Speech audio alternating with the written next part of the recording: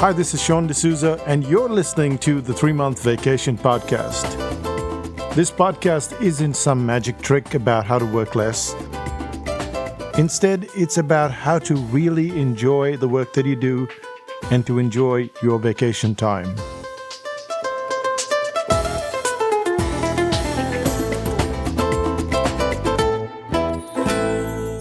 Hi, it's Sean, and you're listening to the 3-Month Vacation. I remember getting severe headaches and a bout of high blood pressure when I was just 29. And that was because I hadn't been paid. At that point, I was still living in India, and the irony was that we didn't need the money. Renuka was at that point working for Givaudan Rerun, which is a Swiss fragrance company. Her company paid for almost everything, housing, the car, even the driver. All of that was paid for.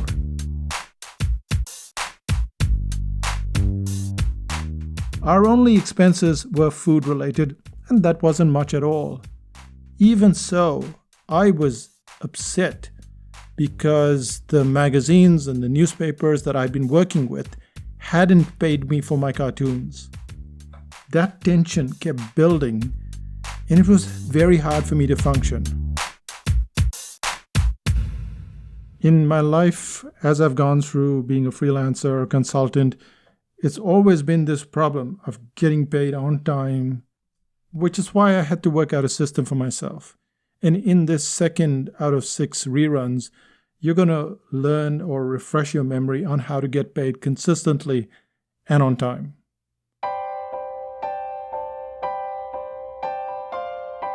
What is this life so full of care? We have no time to stand and stare. No time to stand beneath the boughs and stare as long as sheep or cows. No time to see when woods we pass where squirrels hide their nuts in grass.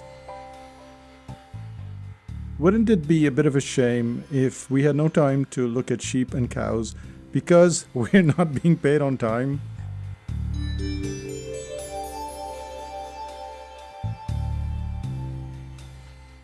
There isn't a foolproof system to get paid every time, but if you pay attention to how other industries work, you might never have to chase payments again. And this is what this podcast is about. It's about 3 core methods that have been used both by us and by other industries to get paid on time. To avoid that rigmarole of chasing after the client and calling them and invoicing them and calling them and invoicing them. So what are the 3 methods that we're going to cover in this podcast? The first is the construction company, which is the slab method. The second is the 100% payment in advance method. And the third is a down payment, and this could be around 50%. Let's look at all the 3 methods. They might be reasonably familiar to you, but there might be something that will help you somewhere down the line. Let's start out with the first method, which is the construction company method or the slab method.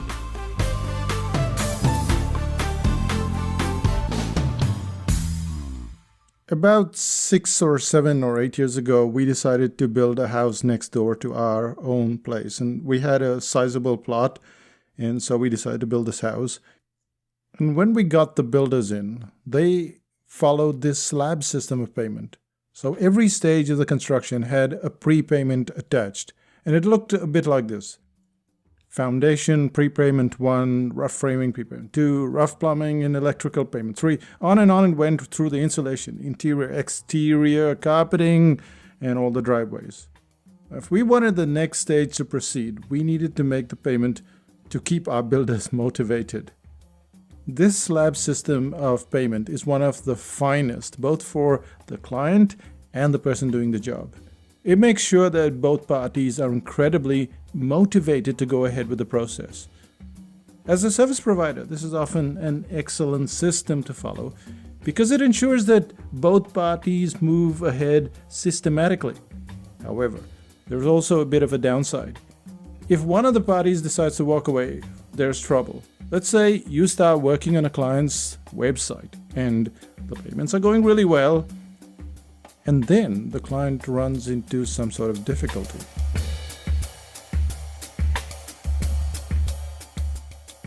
Maybe she's had a personal problem. or maybe she can't pay the rest of the sum, or it might be just that she's very slow with sending her text and the images across. No matter what the problem, you're stuck because you can't proceed with the job. The happy news is that if you worked out your payment structure well, you will not run into a loss because you've covered what you've done. Let's say the website or the copywriting project or the consulting project, it had all of these stages and, well, you only got paid for 2 of those stages, but that's all the work you did, which is good. So you got paid for the work that you did, which is not always the case. And there's another thing, and that is, it depends on how much work has to be put in. So let's say you're building a website. Maybe you've got to put in a lot of work at the start, and then there's not so much in the middle and towards the end. Well, you're going to have to bill accordingly. It's not like we're suggesting that the slabs have to be equal. It doesn't have to be 20%, then 20%, then 20%. It can just be 45% of the work at the start, and then the client gets going from there, and then you have the slabs roll out one by one. This is going to take some groundwork and estimation in advance, and things might go wrong, but you get better as you go about it. This is one of the systems that works really well if you're a service provider. And the reason for that is it's so straightforward. It's straightforward in the way that I can see as a person buying it that I'm only going to pay for this section and then that section and the next section. And you, on the other hand, also are not out of pocket because you're being paid for the work that you're doing. Most people don't consider this. They don't consider, hey, wait a second, let me just break this up into 5 slabs or 8 slabs or whatever, and then go ahead and get the client to pay accordingly. They just wait and wait and wait, and that's where the problem lies. So this is the first system, and I think if you're starting out, this is probably one of the finest systems to have, where you have this slab by slab by slab system. However, there is also a superior system, and this takes us to the second one, which is you get 100% of the payment in advance.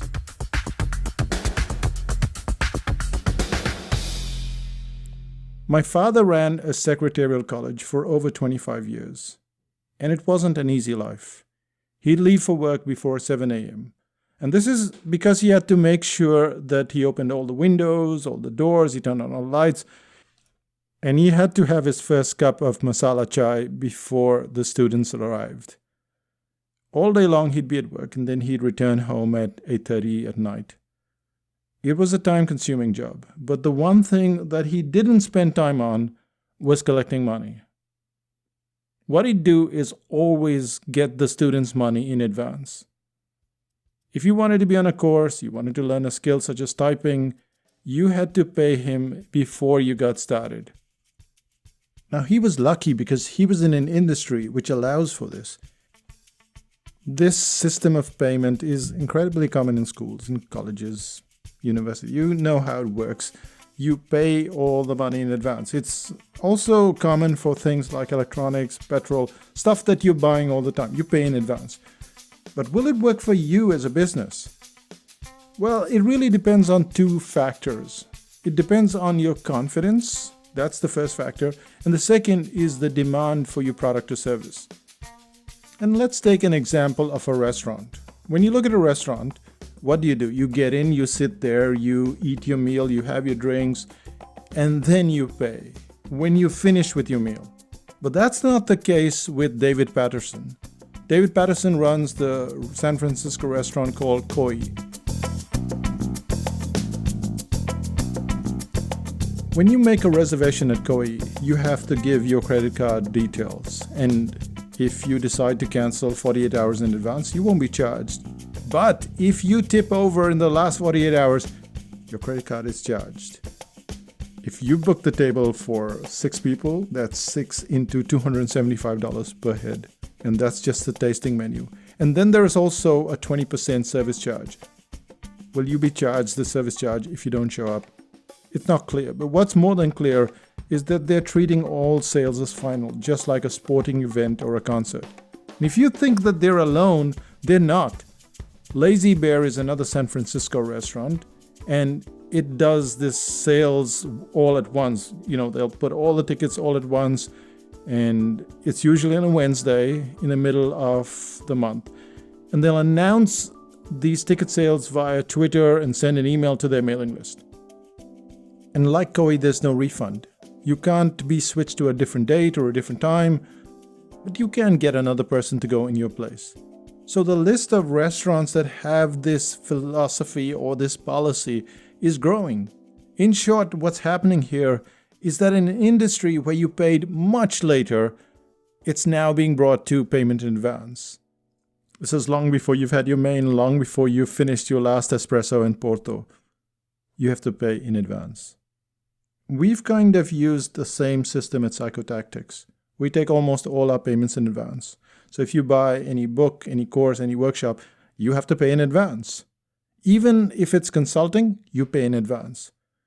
In several cases, the payment is made by the client several months in advance. Take the article writing course, for instance. The course started in August this year, but the clients paid about 5 months in advance.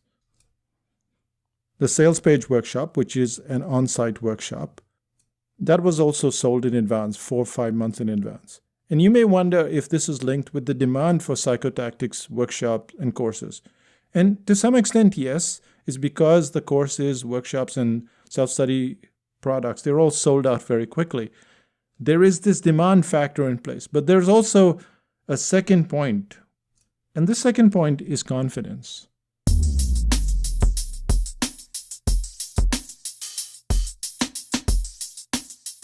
At Psychotactics, we always confidently charge in advance. Even when you go back to the earliest days of consulting, we charge in advance.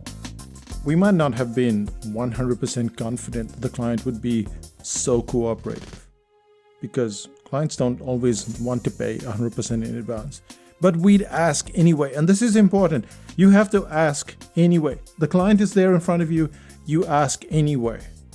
Sometimes you do a little back and forth discussion, but once we removed that risk, once we had testimonials, once we had referrals, once we had that system going, there was a very good chance that they'd pay 100% in advance. Selling products online, we had no choice but to charge in advance. But with every sale, what we got is this confidence. And this is the confidence that you need to have. You need to ask for it. And it takes a bit of bravado, because there you are offline, you're standing in front of the client or you're speaking to them on the phone, and you're thinking, well, they might not be so happy.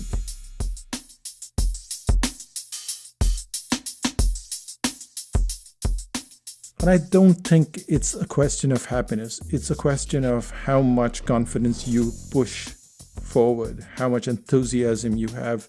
You bite your lower lip and you whistle a happy tune, and there is a pretty good chance that you will get 100% in advance.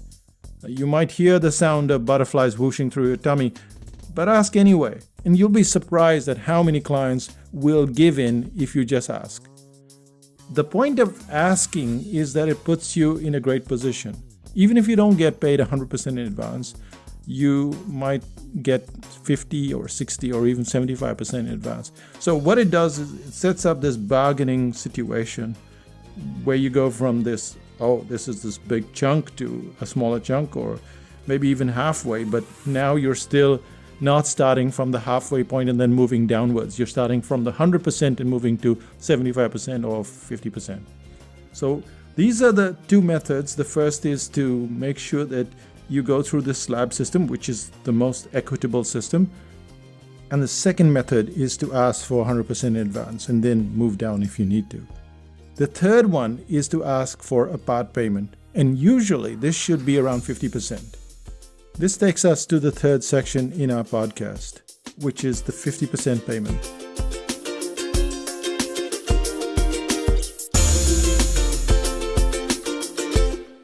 Is there a big advantage in getting only 50% in advance?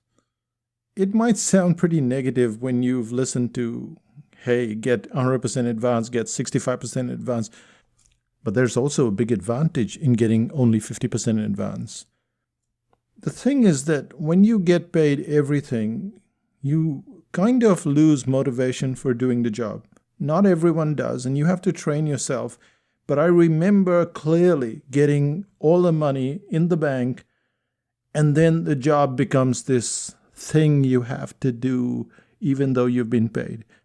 And it's quite hard getting yourself motivated when everything has already been put in the bank, and it's like money that you already have. No one's going to take away that money.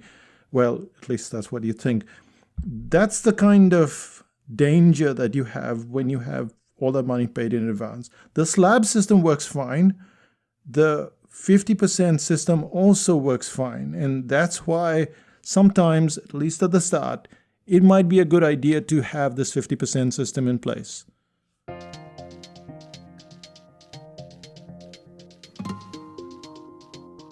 That 50% system motivates you. It also motivates the client, because now they have a stake in the whole process. They're not just shooting the breeze. They know that they put their money down, and so they know they have to do their part as well.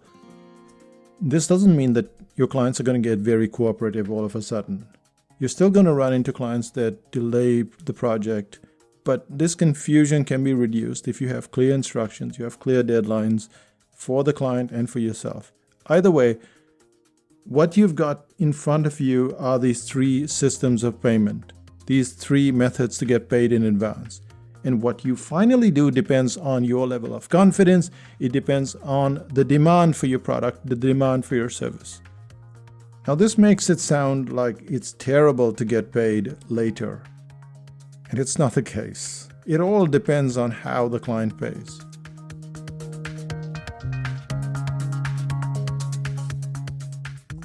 When I moved to New Zealand, I stepped away from a system which was very frustrating. I lived in India, and I didn't set up the right expectation with clients. As a result, I'd spend over 30% of my time just chasing payments, and it was very frustrating. At one point, I was so upset with the backlog of payments that I had to see a doctor because I had high blood pressure from all the hassle of not being paid. It wasn't like we needed the money. It was just like, I did this job, I'm entitled to this, and you don't sleep at night, and it's very frustrating. And imagine now that you actually need that money, and then it becomes even more of a pressure on you.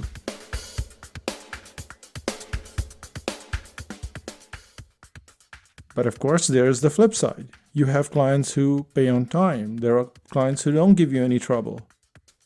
And if that's the case, then this entire article, this entire podcast is just advice for something in the future. It's not of any value to you right now. However, if you are struggling or will struggle with payments, then you might want to set up these systems, one of these systems, because they all work remarkably well. You might still end up having a life of care, and you might not have that much time to stand and stare. But at least it won't be because you're chasing up payments. And that brings us to the end of this podcast. I hope you enjoyed it. What are the three things that we covered? We covered the slab system of payment that is based on 20%, 30%, 15%, 20%. It doesn't have to be all equal. It could be depending on the amount of work that's being done. And it could start with 65% or it could start with 35%. That slab system is very useful because you get paid for what you've done and you don't run out of pocket. It might be still very frustrating not to finish the job because you're counting on that money, but at least you're not 100% out of pocket. So that's the first system. The second system is the 100% in advance, and the 100% in advance depends on a couple of things. And the first thing is just your demand factor. We create a demand for our products and services. We make them scarce. We have very few courses. We have them very infrequently. And also with the home study versions, we only offer 35 copies. So what we're doing is we are creating scarcity and we're creating urgency, and that causes demand. Admittedly, we didn't have that on our website from the very start because we didn't have the confidence. And that confidence, you can't really build up the confidence. You just have to be a little, just say it and see what happens.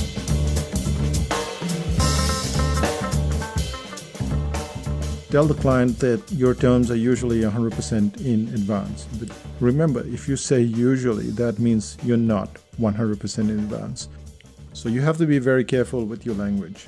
But the chances are you can start with 100% and then say, okay, fine, we can negotiate to 70% in advance. The point is that you're not starting at 50% and then working your way down, and that's a good thing. And finally, that brings us to the 50%, which is what a lot of clients will agree to. A lot of the clients that I worked with, even when I was a complete beginner, were more than happy to pay that 50% in advance. And it would have saved me a lot of grief if I just insisted and put it on paper. And this is very important. We didn't cover this earlier, but putting stuff on paper just changes people's perceptions. I don't know why, but if you say it to them, it's different than these are our terms and the terms and conditions are on paper. There is something about paper that causes people to go, oh, it's on paper, it must be true, we might have to do this thing.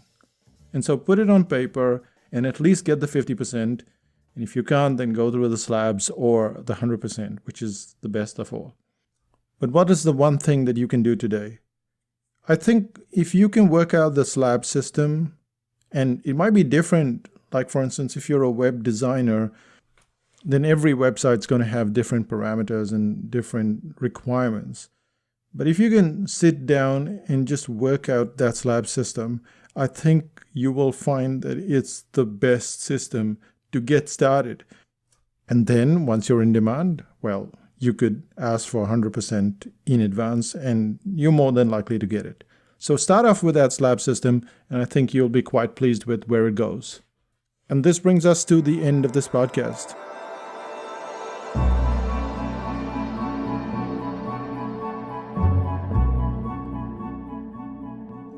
So what's happening in psychotactics land? Well, this point of the year, I'm reading a lot of history books, and I am reading The Silk Roads by Peter Frankopan, which is a very thick book, and every paragraph sends your brain reeling for quite a while. I mean, if you go looking for the information on every paragraph in Google, you could go down another rabbit's hole and then into a further and deeper rabbit's hole. But anyway, it is enjoyable in bouts in between some beer and snacks because it is summer here in New Zealand.